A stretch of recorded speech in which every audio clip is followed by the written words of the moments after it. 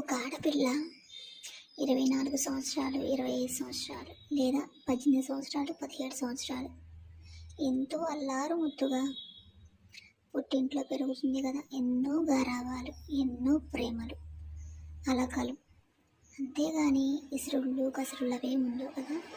కానీ అత్తింటికి వచ్చాక just 1 month 2 months బాగుంటుంది. తర్వాత వాళ్ళ రూపాలు చూపిస్తారు.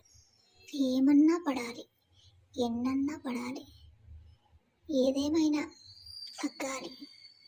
మనం ఏ తప్పు చెయ్యం, కానీ తగ్గాలి. ఎందుకిలా? అత్త కోడల్ని ఒక రకంగా, కూతుర్ని ఒక రకంగా చూస్తుంది.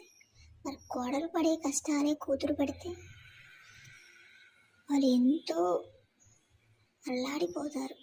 కోపం, నా కూతురికి ఎందుకు ఇలా అవుతుంది, బాధ, ఏడుస్తారు.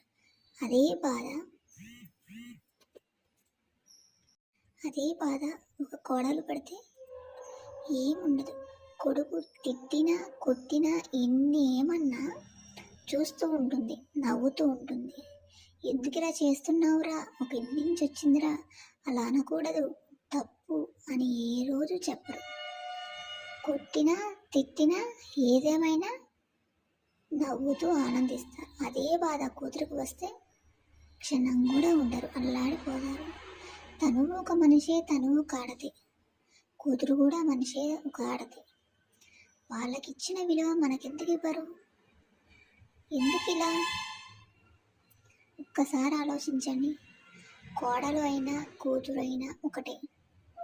మీరు మీ కొడుకుకి చెప్పండి, ఇలా చెయ్యొద్దు, తప్పు అని.